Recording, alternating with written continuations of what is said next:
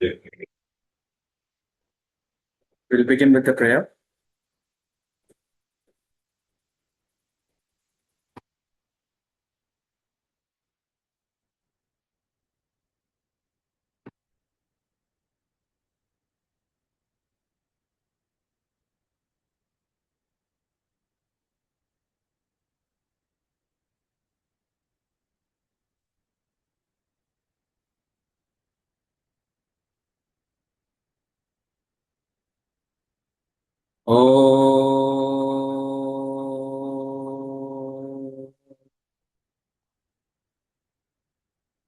Om Sahana Bhavatu Sahanau Bhunattu Saha Viryam Karavavahai Tejasvinavadhitamastu Mavit Vishavahai.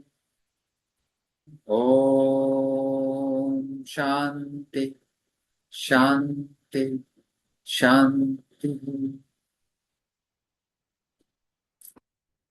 So the prayer is to calm down and activate the subtle intellect. The subtle intellect is that which helps us to conceive something spiritual. Anything spiritual, subtle intellect.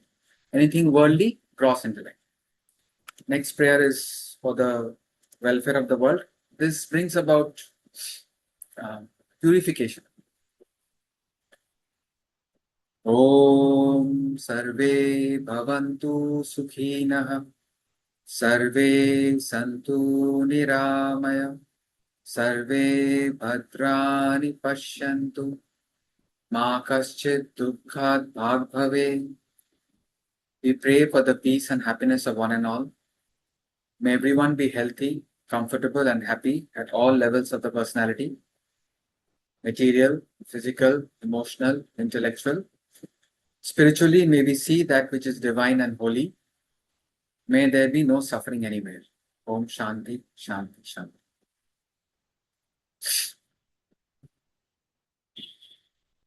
Any questions from the previous class?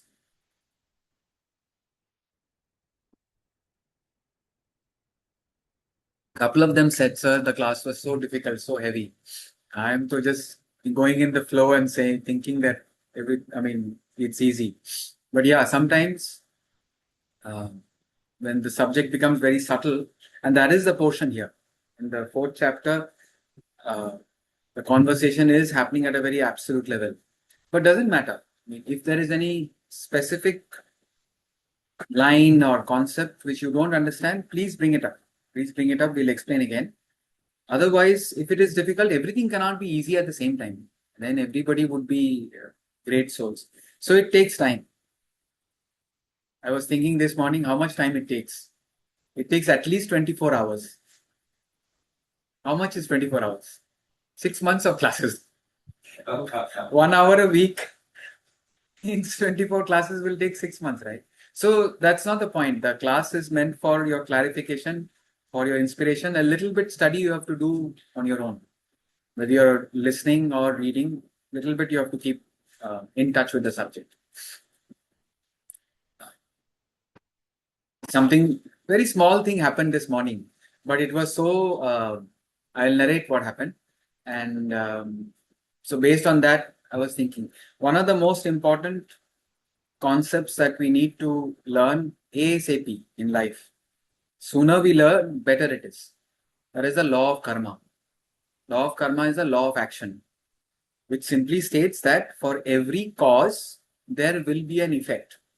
And if you are seeing an effect, there must be a cause. Sometimes we see the effect, a terrible accident or something happened. We don't know the cause, or the cause seems, we say, how can this happen? How can this happen? So some people feel that the world is not governed by any cause and effect. Things are happening at random. If you carefully think about it, if you take that stance that things are happening at random, there is good luck and bad luck, then that means you are indirectly telling yourself, I have no control over my life. How is that helpful? Whereas if you think deeply, and what Swamiji used to tell us in classes, go back to your rooms, take your dictionary and strike off 2 words. What are the two words you have to strike off from the dictionary? Luck. Accident. There are two people, two correct answer. Strike off luck, strike off accident. When something terrible happens, you have to act on compassion. And if you say, he deserves it, he deserves it. When something happens to us also, the world will say, he deserves it. It's not. The action must be taken on compassion. When we see somebody else suffering, we must act on compassion.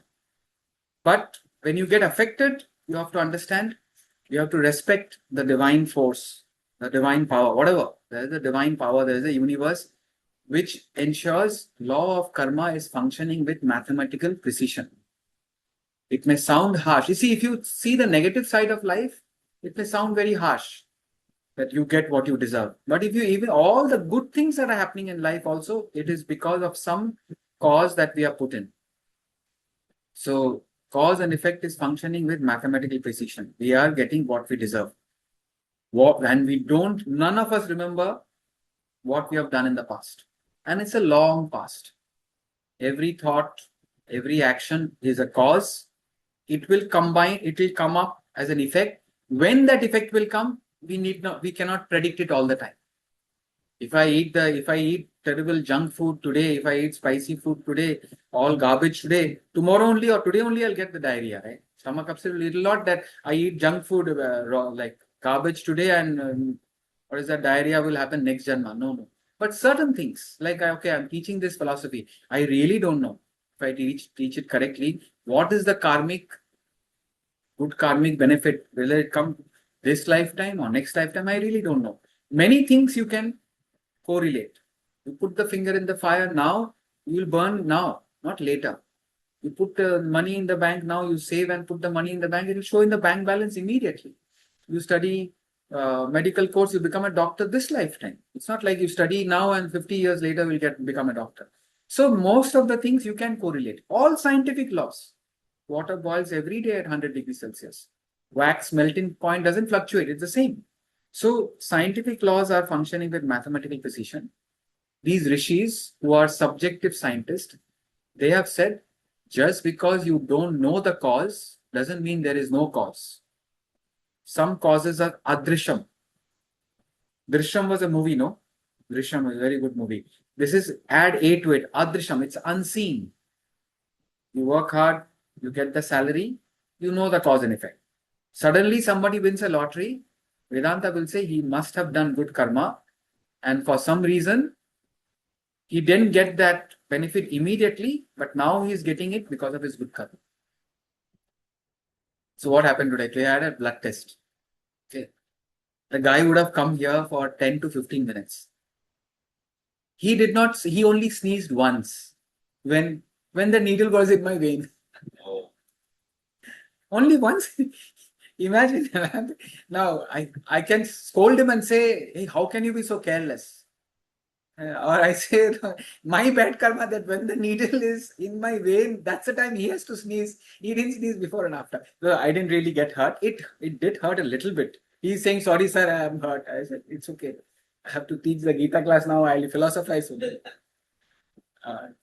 Now imagine it was a heart surgery. The doctor will not be careless.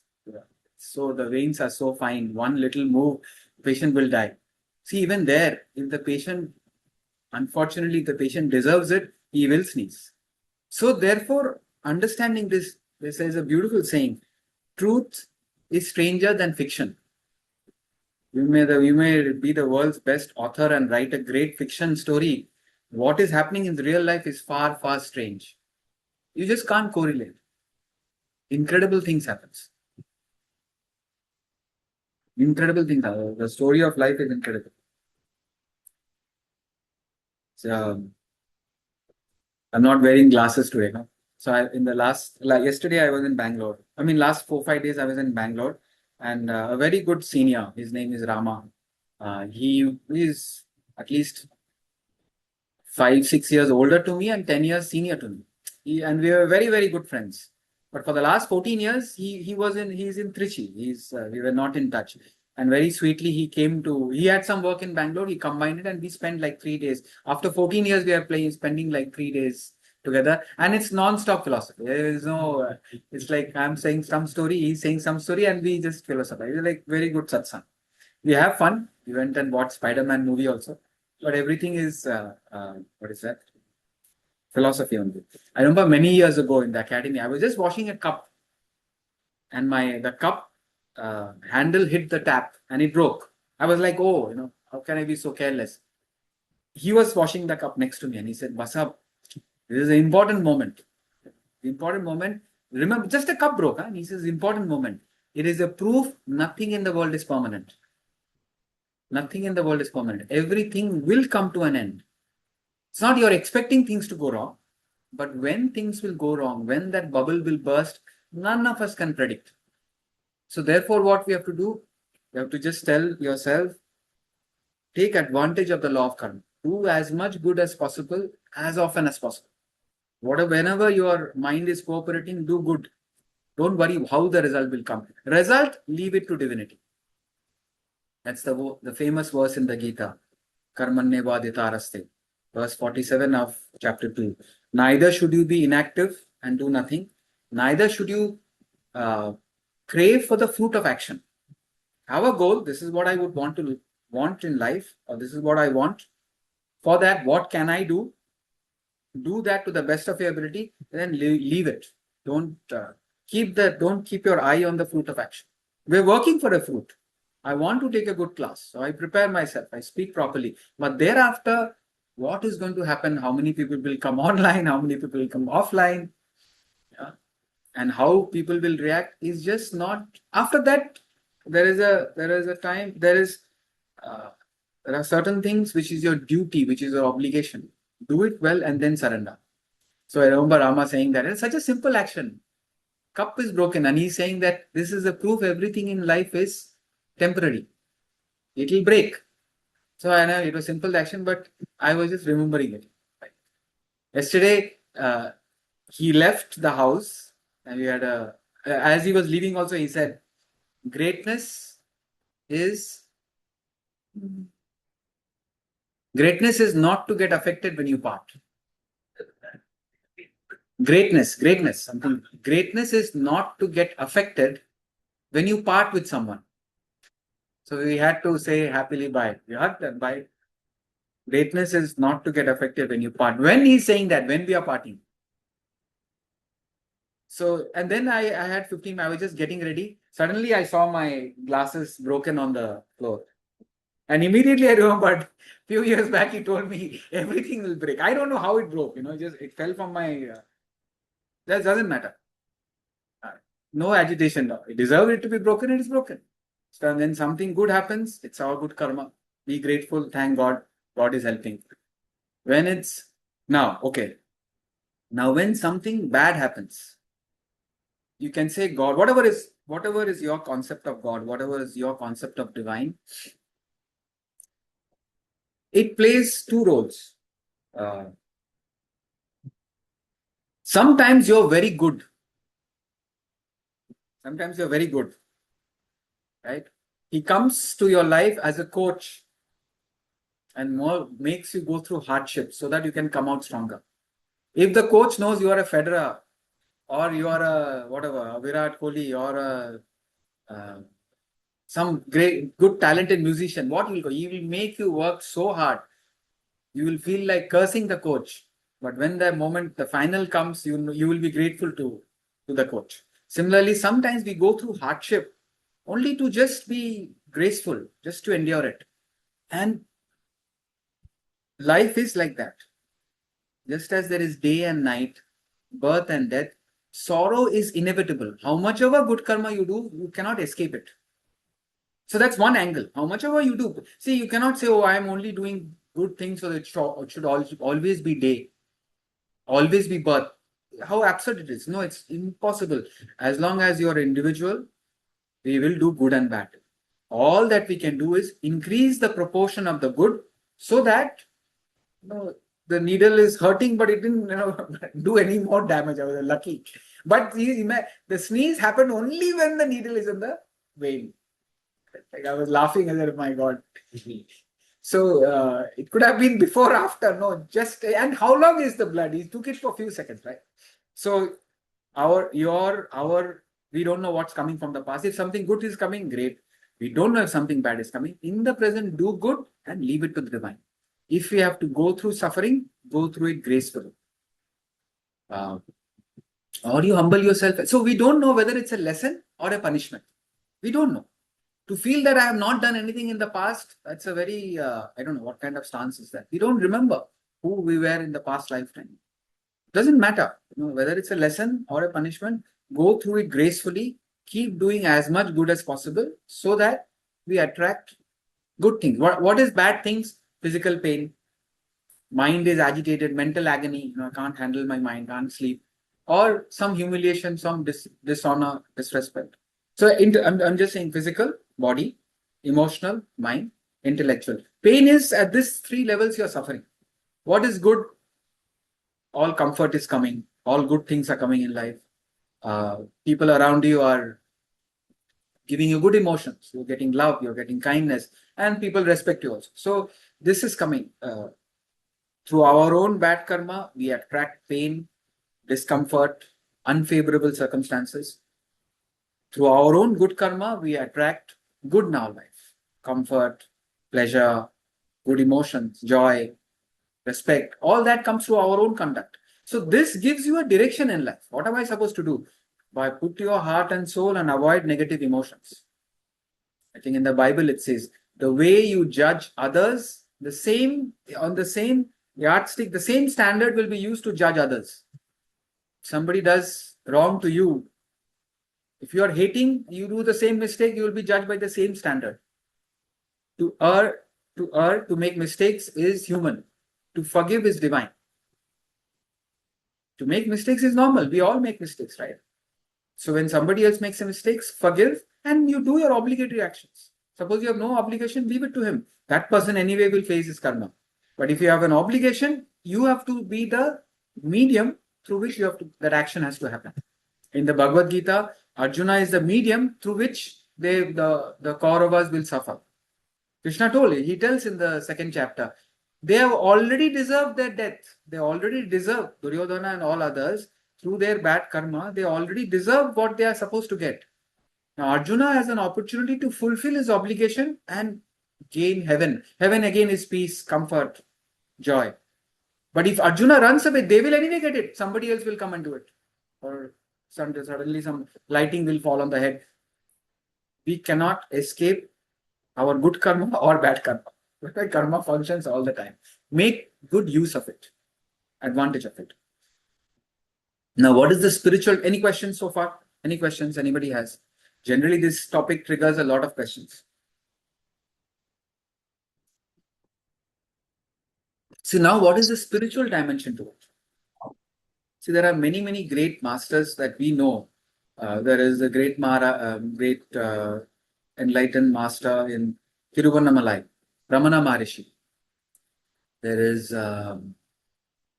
Sri Ramakrishna Paramahamsa, Bengal.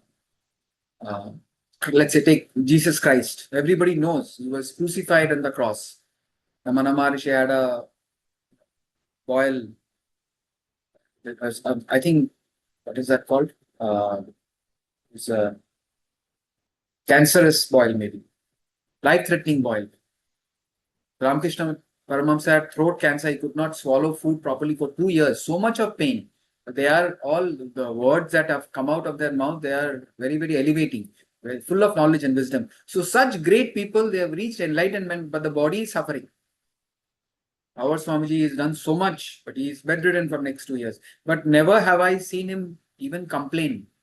Why is this happening to me? In fact, when he broke his leg, he's saying, what are you fussing, all of you fussing about? Because we knew he will never be able to walk again.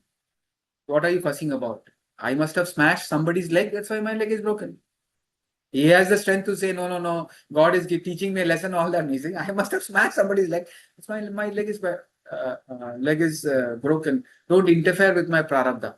Run it out. He's so graceful about it. It's not that you don't feel the pain, but you say, okay, this is what the divine wants, go through it. If you go through it with complaint and grumbling, oh, why this happening to me, why this happening to me, then you don't grow. You are getting more attached to it. There must be some, you cannot know the reason.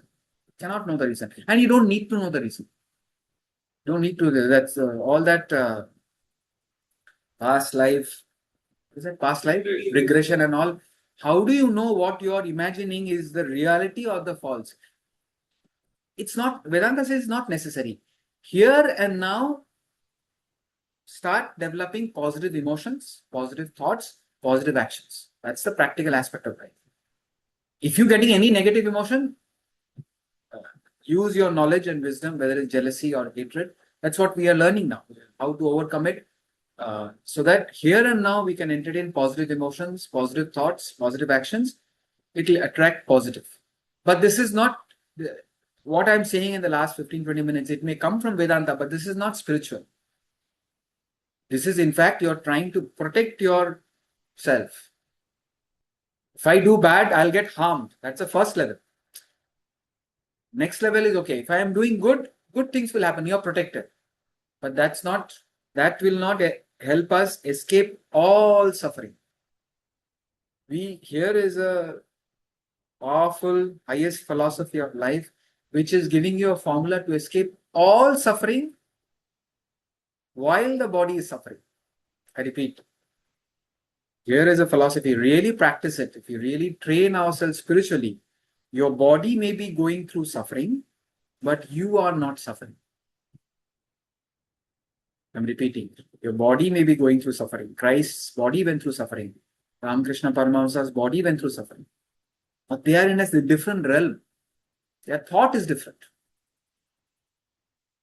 So our goal is to shift our thoughts from the gross to the subtle, from the world to something beyond the world, while you are functioning in the world. If your thoughts are on the body, you become physical, physical body will affect you. Thoughts are on the mind, you become emotional, emotions will affect you. Thoughts are on the world, worldly differences will affect you. But if you are able to identify with the self, the Atman inside you, in the topic that we are doing, we are referring to that as consciousness, the pure consciousness. If you are able to understand the consciousness, identify with the consciousness. Identify means think of the consciousness. I can be tuned to my body, best friends, weighing machine and mirror. All the time, body, body, body. What is my weight? How do I look? It's not that you should not do it, but if you're attached to it, you're obsessed about it, or all the time thinking of the body, you become physical. I can be attuned to my mind and emotions. Can be attuned to my reason and logic. Is he making sense? It doesn't make sense. Is this helpful or is this not helpful? So you're analyzing everything intellectually.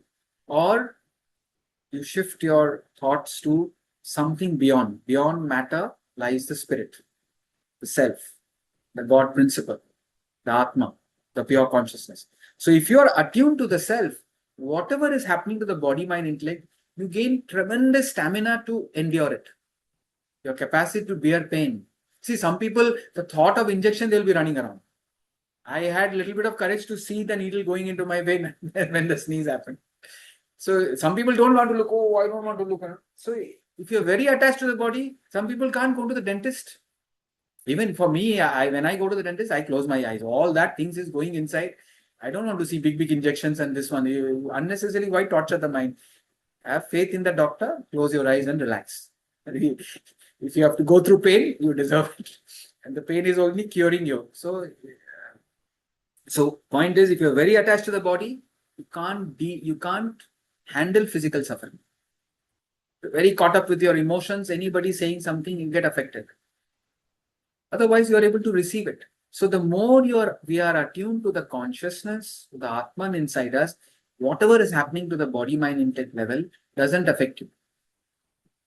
So there is a double benefit on the spiritual path. Because you are not only, if you want to be a spiritual person, first thing is be a good human being. So good human being means you're doing your obligations and you're not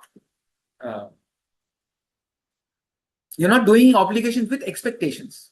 Doing obligations with expectations is just a worldly activity. There's nothing special about it. Not that we have to be special, but if you are able to do the same obligatory duties without expectations, you're slowly becoming spiritual. You are purifying yourself. Each one have a role to play in life. Mother or a father, daughter or a son, sister, any teacher, student. Each one has certain roles to play. Play your obligatory duties, whatever duties, role that, whatever duties and responsibility that role demands. Do it to the best of your ability, and it's like you oblate it to the divine. What will come out of it, leave it. Some people get very, very disappointed because disappointment means there is unreasonable expectation. Okay, ask her, why are you getting disappointed? Because what I expected did not happen. What does it mean? Why I am expecting something, it did not happen. Which means what? My expectation was unreasonable. Suppose I expect today there will be 15 people in the class. Now I am disappointed and crying, how can it not happen? When you are disappointed, you work backwards. Don't blame the world. If you blame the world, you will remain where you are. If you want to improve, if I am disappointed means what was wrong inside me. I had unreasonable expectations. So at least correct your expectations. This idiot will behave like an idiot. This good person will behave like a good person. Well, weather means anytime it will rain. Now they are saying what? El Nino. I thought El Nino is the name of a hurricane. I didn't pay attention. El Nino means everything will happen. So then our expectations also should be ulta. Anytime it will rain, or where it's raining, it should not rain. Delhi is flooded. We really don't know. Reading an article on what is happening in Canada. What is the guarantee it is not going to happen in some forest here? So much of fire. So, if you have wrong expectations, you will be disappointed. At least have right expectations. That's where the intellect comes in. Mind will expect anything. Mind doesn't think. Mind is like a child. It will have any expectations. We have to rise up to the level of the intellect where you, with your wisdom and judgment, you understand what is the right expectation. Vedanta says, have no expectations. Do what you can do to the best of your ability. Do what you should be done to the best of your ability, and then have no expectations. Let that mysterious entity who has designed this cause and effect. See, you and me have not designed the cause and effect. Who has decided if I put my finger in the fire, it will burn? Who has created fire? Can any scientist create fire or oxygen or air or blood or the heart? Whatever, I don't know what robots will do, but there is that's being spiritual. That's why we chant the invocation. Use your subtle intellect. There is a mysterious power everywhere, which has designed everything, which has set into motion. In the next verse, he says, it's the power of Maya. Through that incredible power, mysterious power, everything is happening. To that power, you surrender. I am doing what I can do, and I don't want to have any expectations. Wrong expectations, disappointment. Right expectations, you're just a normal person. But if you have no expectation, doesn't matter what comes, I will do my role. So play your role to the best of your ability. That itself will bring you attract good karma. And wherever possible, you be kind to others. That's the cycle of life, right? Somebody is suffering, somebody is in a position to help. And later on, we will be needing help. And if you have not helped, then help will not come. And if you have done help, immediately, what a fantastic, not a fantastic article, but a very insightful article. This actually happened in Chandigarh. I don't know, Pallavi, if you are aware. There was a police guy who put his hand to stop a scooter who had crossed the red light. Just a scooter. Two guys were going on the scooter. They crossed the red light. This guy, police guy, put his hand to stop it. The guy at the back had a sword. He cut his hand. Clean cut his hand. Clean cut actually was a blessing. Now imagine, how will you analyze it? Some karma was that his hand got cut. But unknown people picked up the hand, picked up the person. He is gone. He's gone means he's unconscious. That's God's blessing. Beyond a point, when you can't take the pain, you fall unconscious. If you are only conscious, terrible it will be. So he was unconscious. They took him to and it is not like a Bombay, Delhi or Bangalore. Chandigarh, where I don't know what hospitals are there. Took him to the hospital. Unplanned surgery. 17-hour surgery. Imagine 17 hours you're doing a surgery. How much effort that must have been. End of the 17 hours, the guy's fingers were moving. some terrible bad karma that had to happen. On duty, he just put his hand out. Anybody would do it. Hand gets cut. We can say no fault of his. But he had to do nothing. His family also would have not come. I don't know what happened. End of it, doctors left everything, did the surgery, fingers were moving. Great good karma he must have done. So, how bad karma will come, how good karma will come, we don't know. In the present, take charge of your life. How? Good thoughts, good emotions, good actions.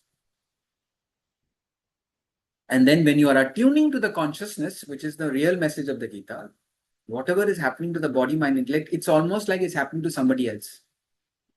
You feel it, you definitely feel it, but you're not affected. And that's what we want. We don't want to be robots like no feelings. When something bad happens, I have to register. Yeah, okay, I'm going through some pain. Something good happens, I must be happy. Okay, oh wow, something nice happened. So your feeling must be there, but the affectation is where you become incapacitated to function. Getting affected is that. Remember that. I'm repeating again and again. Getting affected means body is not able to function. Means you are not able to do what you're supposed to do. Mind is disturbed. Mind is agitated. Intellect is confused. And then you can't sleep, you can't eat. Appetite is lost. Now this nobody wants. We want, feelings are okay. Without feelings, we are a robot. We don't want to be a robot. Neither do we want to be affected. The beauty of a human being is you feel deeply, you feel fully. How much ever you want to feel, but don't allow it to get affected. The emotions are like a water. When the dams are weak, there's a flood of emotion. And then you go to the other extreme where there is no emotion. No emotion is a plant life, tamas. Too much of emotions, no control over emotions, negative emotions, it's a rajasic life. Affected, throwing tantrums, going up and down, suddenly bad mood, good mood. That's a very stressed out life.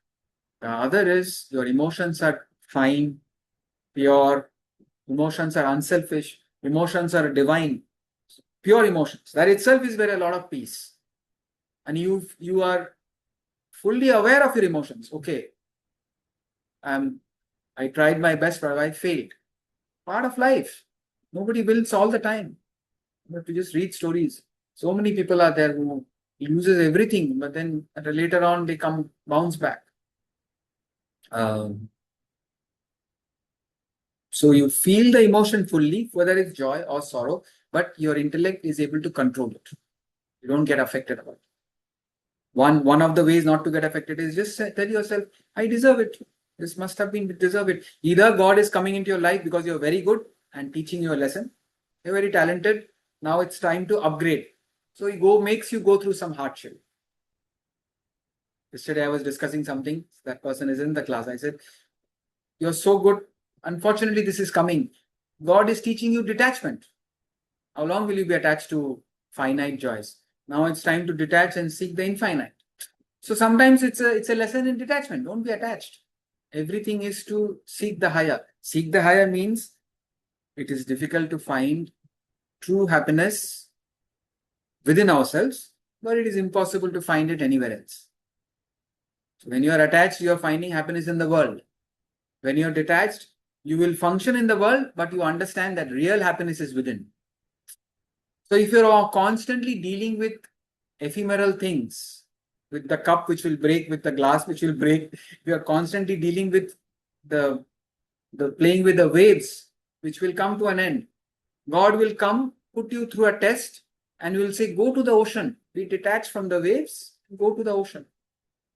Be detached to the light of a matchstick. See, our quality of joy in the world is like a light of a matchstick. How long will it give? How much light it is giving and how long will it give? Okay, candle light, a little bit more, few hours. The peace and bliss, the nature of our consciousness is Satchitanand. Satchitanand means absolute bliss. We cannot conceive it, but it is within you. That is the consciousness. Akhandanandam.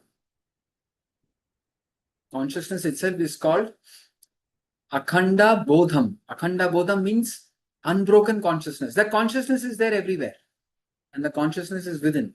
It's Akhandanandam, unbroken bliss. The bliss that we gain from the world breaks. Yesterday I had lovely breakfast, but the breakfast ends. And I had a lovely lunch, the lunch ends. It's not going to give me, oh, because I had lovely breakfast or lunch is going to give me happiness for 10 years or even not even 10 hours. By the time the food is, there is hunger, you want again good meal. So all the bliss in the world breaks.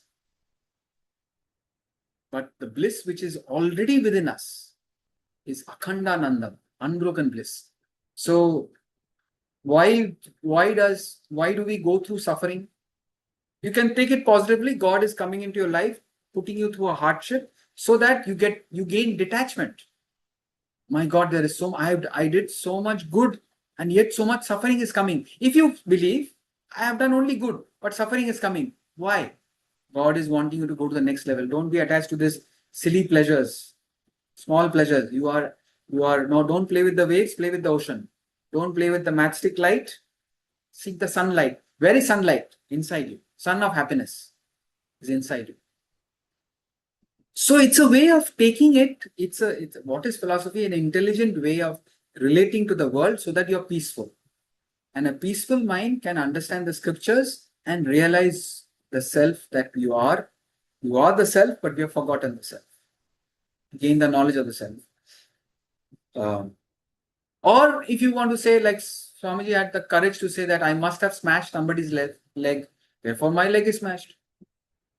No, he can say, oh, I did so much good to the world. I wrote so many books. I gave so many lectures. I did it without expectation and God is still breaking my leg. That means there is no God and you insult divinity. Will the pain go away? Pain will anyway continue. I must have done something bad. Or God is telling me I am not the body. Be detached from the body. So either it's a lesson on detachment.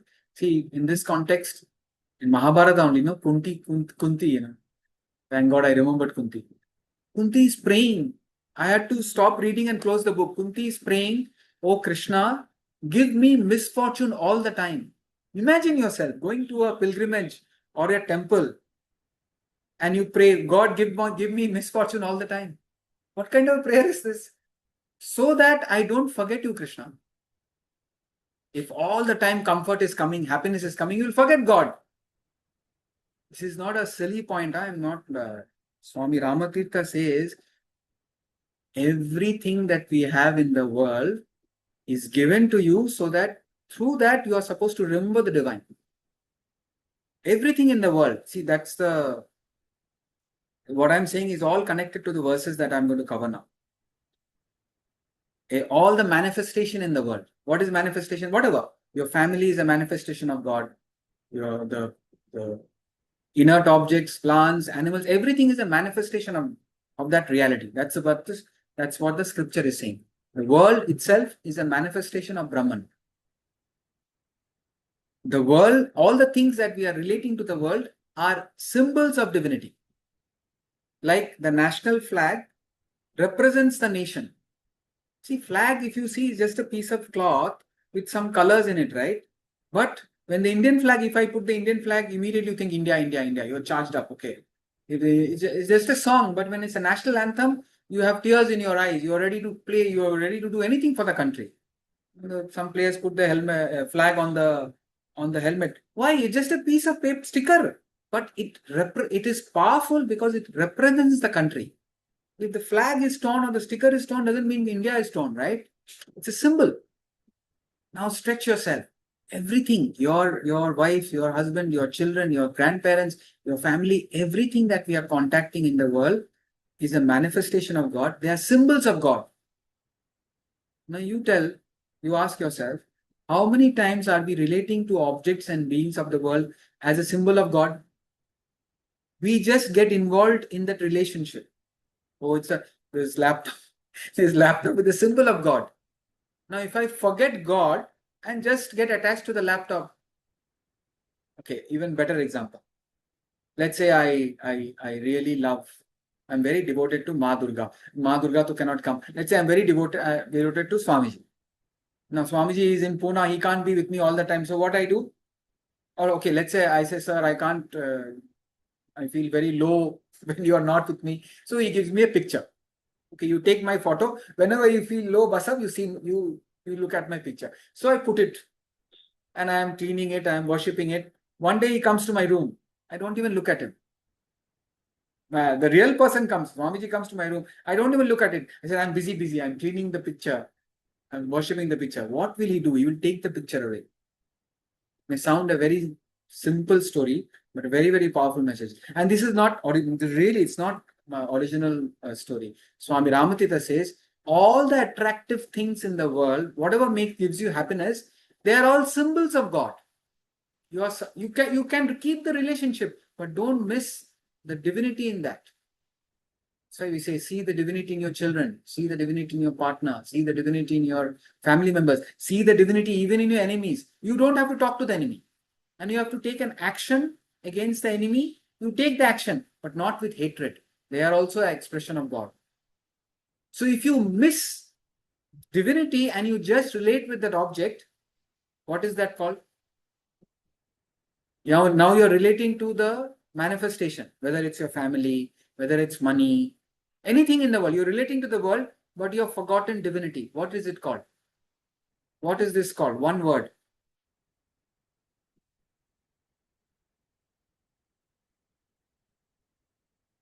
Starts with the first letter only. A. Attachment. Attachment. This is called attachment. What is attachment? One way of explaining attachment. Attachment means you're relating to the worldly things, whatever is dear to you, relating to your family, everything, but you've forgotten God. Now the scripture is saying God gave you this world so that because you cannot conceive the formless. That's why the previous week's class was difficult, heavy, because we cannot understand this pure consciousness. We cannot understand the formless reality. Where is this formless reality? Because we cannot see. Love India. Love India means what? How do we love India? Okay, you hoist the national flag and sing the national anthem. Okay, now I'm able to develop love for India. Exactly. Hoisting the national flag and singing the national anthem is a ritual, no? We give the example. One man every morning, 6 o'clock, goes to his terrace. He puts the Indian national flag. He sings. Rest of the day, he's selling the country's secrets to China and Bangladesh and Pakistan. Is that has any meaning? He may not do the ritual, but if you love the country, then you're a patriotic person. So the symbols, everything in the world is a symbol of God. Through that, beautifully, you have to remember the divine. And then if you're remembering the divine, as you think, so you become. You slowly rise above your body, above your mind, above your thoughts, and you attune to the self. Then whatever is happening to the body, mind, intellect doesn't happen to you. So, but if you forget the divine will come and take that object away. And then you start crying. And then you cry. When you start crying, what do you do? Oh God, why did you do this to me? Because you forgot me. So that's why Kunti is saying, God, give me misfortune all the time so that I don't forget you. Now, it's not that you have to attract misfortune. The point is, if you're going through some fortune, good things, remember God.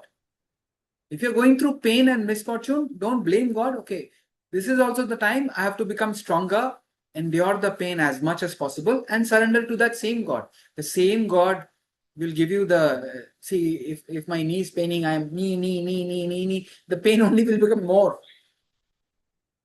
Oh God. Your thoughts have shifted to the God. So then you're able to endure that pain. Just shift your thoughts to that supreme consciousness. So misfortune is also an excellent opportunity to remember God and endure the pain. So the double benefit on the spiritual path is not only you want to be a good human being, so you're with the body, good actions, you're as kind as possible. With the mind also, with your thought, word and deed, you don't want to hurt anybody. Or if you're doing obligations, do it with less expectations, no expectations. Have good thoughts. So then you're attracting good. But by chance, some negative thing comes. You're not affected because you have been training yourself to attune to the self. It's in percentage. Enlightened people are 100% attuned to the self. We are somewhere. Some is at 20%, some is at 50%, some is at 70%. Before the class, 69%. After the class, 70%. So little by little, through the spiritual disciplines, you are functioning in the world, but you are attuned to the self. I hope this is not heavy, but now the verses are slightly heavy. Heavy because Sri Krishna is only talking like that. So what? In the first verse, suddenly he said, "I taught it to Vivaswan, Manu, Ishwaku." Now they lived hundreds of years ago. So Arjuna is confused.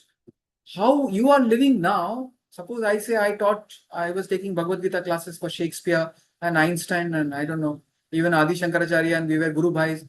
If I talk like this, well, sir has gone completely off. No, Krishna is saying, and what he says, fifth verse, he says, Shri Bhagavan Uvacha, many births of mine and yours have passed. Your direct hint to reincarnation. O Arjuna, I know them all while you know not, O Parantapa. See, this word is very important. Consciousness, awareness. Consciousness and awareness is everywhere. But the manifestation in a human being is supreme. See, even inert objects, mineral also, they are also changing, but they are not conscious, almost not conscious, but they're changing. If you go scientifically, the protons, neutrons, atoms are dividing and multiplying, all that. Every cell is dividing, multiplying, old are dying, new are formed. Everything in a constant motion. You just have to take the microscope and go inside. But the change is very slow. Then that's the mineral world. There's a mineral world. Change is very slow, but nothing is constant. Nothing is static. It's constantly changing. You go to the plant life, they show greater movement, and there is a little bit more awareness. If the sunlight is coming, the plants change in that direction slowly. It's not like they'll go from place to place, but they are moving in a place. They don't move from place to place. We say that they are living beings. Inert objects, we say they are dead. Plants have lived life. In animals, the awareness is far greater. It's incredible how much awareness dogs and cats have. It's phenomenal. Their memory power. In fact, I would say I went to Bangalore to see a dog only. Really speaking, my friend has a dog. He's 11 years old. 11 years old, 77 years old. He is so cute, and so pure. Sitsu or it's Chota.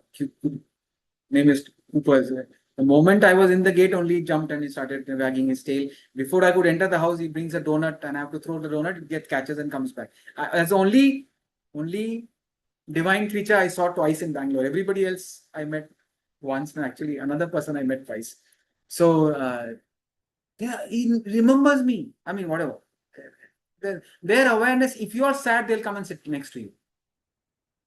If you are happy, we'll probably wag their tail. They have incredible awareness, and their birds and fishes are supposed to migrate thousands of miles in search of food. So in the animal kingdom, awareness is far supreme. Movement is far supreme. The amount of movement a bird does, we can't do it.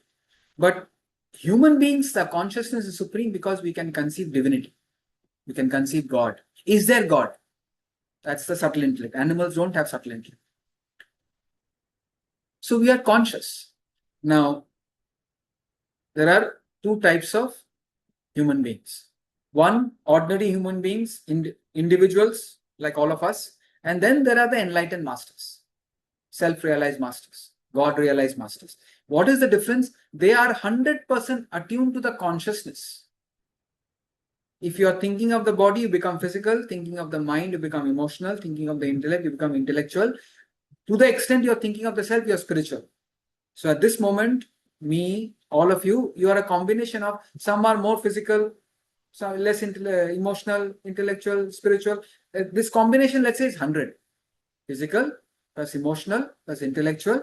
So all that is matter. And then there is spiritual, spirit. Some people are physical 60, emotional 20, intellectual 5, 2% spiritual. Somebody 70% spiritual, 10% physical. So depending on where our thoughts are going, Sri Krishna has attuned to the consciousness 100%. He is identifying with the consciousness. Whereas we are always experiencing conditioned consciousness. In the state of self-realization, the enlightened master is aware of the pure, unconditioned God consciousness. Pure, unconditioned consciousness. Whereas we are also conscious. Last class I said, are you conscious? You say yes. You cannot answer yes or no. You have to ask, or what, sir? Are you conscious? If somebody says yes, I will say, are you conscious what's in the next room? Right side. No, sir. Are you conscious? You say, no, sir. Are you not conscious of what's happening in front of you? So all our consciousness is of something. Of what? Are you conscious of the fan? Are you conscious of the sound? Are you conscious of your mind? Yeah, I'm very happy now. I'm very sad now. So we are always conscious of something outside. So we are in the realm of conditioned consciousness. So your conditioned consciousness is only conscious of what's happening in your life. Whereas the enlightened master, he is fully attuned to the consciousness which is all pervading, which is eternal, which is everywhere in all human beings in all periods of time. Therefore, Sri Krishna is identifying with not Mr. Krishna. He is identifying with the self in all beings. Slowly, you have to sort of visualize this. If because of my identification or attachment to the body, mind, intellect, I am only conscious of what is happening in Basav's life. But moment I become attuned to the consciousness fully, I am conscious of the consciousness which is in all human beings right now, and the consciousness which was eternal in all periods of time. My body is not teaching the self. My mind is not teaching the self. My intellect is not teaching the self. The self in me is teaching the self. So that's why the topic is self is the eternal teacher. If I have unfolded myself 100%, I can give out the knowledge of the self 100%. If I have unfolded myself 40%, I can communicate the knowledge of the self 40%. Unfoldment means how evolved you are spiritually. See, suppose a very, very gross person comes and he memorizes the Gita and he speaks. I really don't know how inspired you will be. You will be inspired if you are prepared. That's why I said, no, enlightened person is like an ocean. Now, if you take a cup, you will get a cup of water. If you get a bucket, you will get a bucket of water. He has ocean. He is giving you the entire knowledge, but you will receive it to the extent you are prepared to receive it. Suppose you are multitasking, you will receive multi-branch knowledge. If you are sincere and you are receiving it fully, even if the teacher is giving less, it will trigger tremendous spiritual energy in you. But so that's the Upanishad. What is Upanishad? A fully qualified student listening to an enlightened masters. So we say Upanishad is something extraordinary. In Arjuna is actually not a high caliber student. All of you are better than Arjuna. So why are you saying that? See, Arjuna did not go to Krishna for the knowledge. He collapsed in a crisis and asked his friend for help. And incidentally, because it was Krishna, he deserved to listen to the Bhagavad Gita. But here I hope your life is not in a crisis. You are seeking knowledge, so everything is fine. So that way you are a better quality seeker. But Upanishad student, he will go to the Himalayas at the cost of his life to search for enlightened master, serve him for 1 year, and then the master will say something. And that itself is enough. He will say, Tat Tvamasi, that thou art. They are extraordinary. That's an extraordinary conversation. Highly qualified student listening to enlightened master. So that's why he says it's not the body, mind, intellect. My personality is not communicating it. If I am communicating the knowledge of the self, it's my unfoldment. If I have unfolded myself 60%, I am communicating 60%. You will receive it with whatever receptivity you have. That's why we chant the invocation to increase our receptivity. At least this 1 hour, let's keep the phone aside. Let's keep all other distractions. Sharpen ourselves. Purify the mind. Sharpen the intellect and get more attuned to the self. So that's why you read the commentary carefully. We are never in a state of objectless, emotionless, thoughtless awareness. All our awareness, all our consciousness is of something. So we are in a conditioned state. Your personality is nothing but an embodiment of conditioned consciousness, conditioned by your birth and confined to your span of life. Basab only knows what is happening in my life. That, oh, I have forgotten. What did I do at the age of 6? What did I do at the age of 7? I've forgotten. But okay, I'm conscious that, okay, I was in Calcutta, then sometimes I was in Hyderabad, sometimes in Ahmedabad. I can generally be conscious. But your present consciousness does not know what happened, does not know what transpired in your past birth. Does any of you know? No. Neither does it know your future span of life. What is going to happen tomorrow, we don't know. What is going to happen 5 days later, we don't know. After that, what happens? How will I know now? But God is the pure, unconditioned consciousness. Sri Krishna is an enlightened master. He is attuned to that pure, unconditioned consciousness that illumines all experiences. It was there in the past, it is there now, it will be there in the future.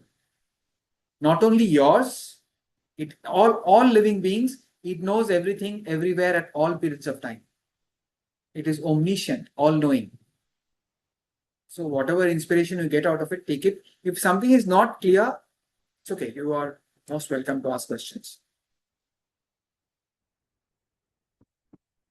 Just chant the 6th verse before we end.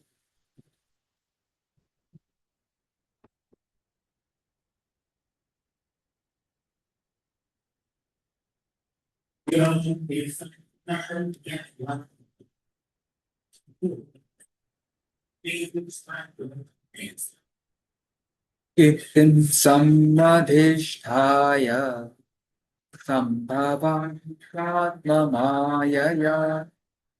Very rare in the scriptures this word Maya you used.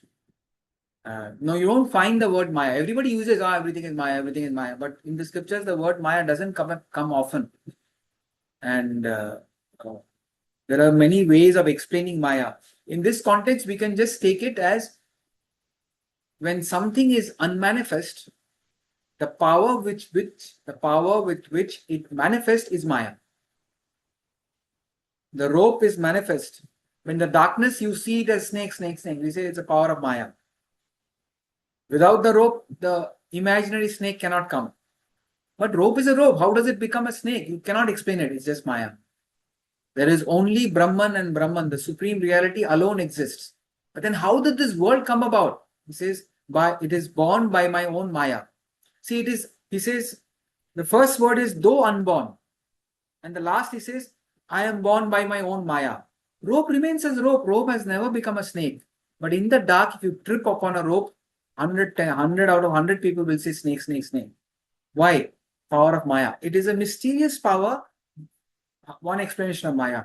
Maya is a mysterious power by which God becomes this world. I'll take it up again and just to say something on the verse. By definition, all religion says God is infinite, God is eternal, God is changeless.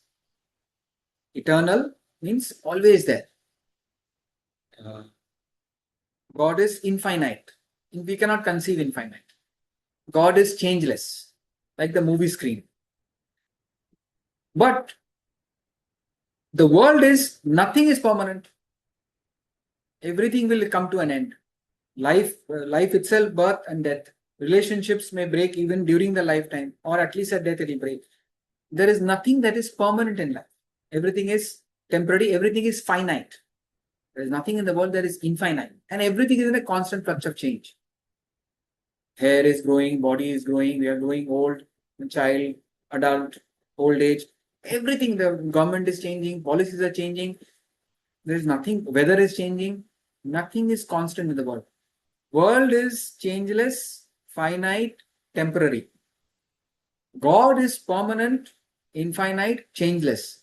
How is that Brahman, the reality, God, has become this world? We say the power of Maya. Example, take diamond and charcoal. What is charcoal?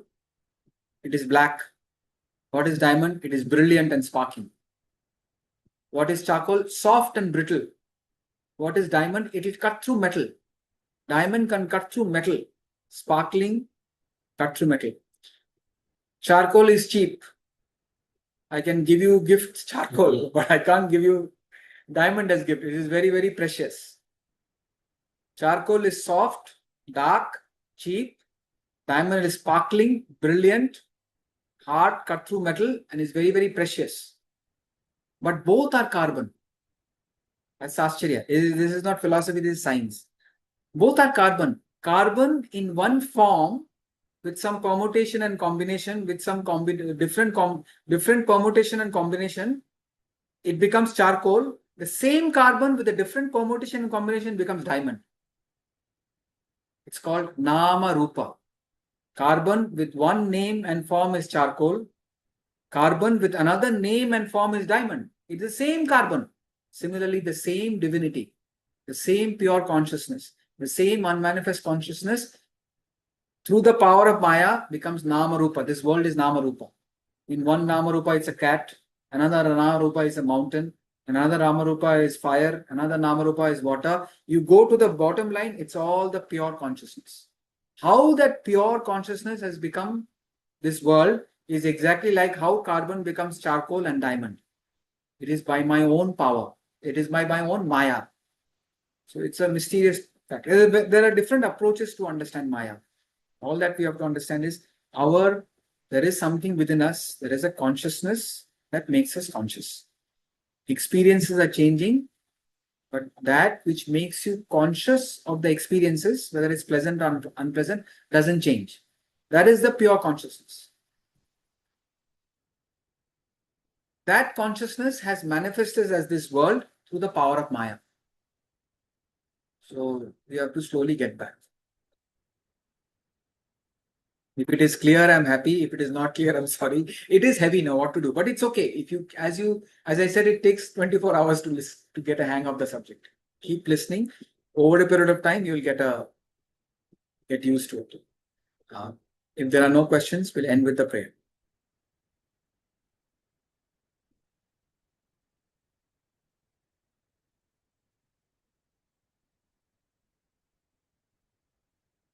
Om Purnamada Purnamidam Purnat Purnamudachyate Purnasya Purnamadaya Purnamevavashishyate. Om Shanti Shanti Shanti.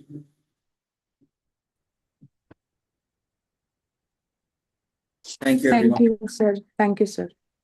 Hari Om. Thank you, Thank you, Hari Om. Thank you, Acharya. Basarji. Thank you. Thank you. Thank you, Lovely speech today. Thank you so much, Basarji. Thank you so much. Thank you. Thank you, Vani. Good to see you. Yes. Good to see your name. Yeah. Thank you. Thank you. Thank The you. little one is there, so that is why it becomes a full issue, Acharya. Yeah, I know it. Yeah. Thank you. Yeah. Thank you so much. Thank you, Judge. Thank you.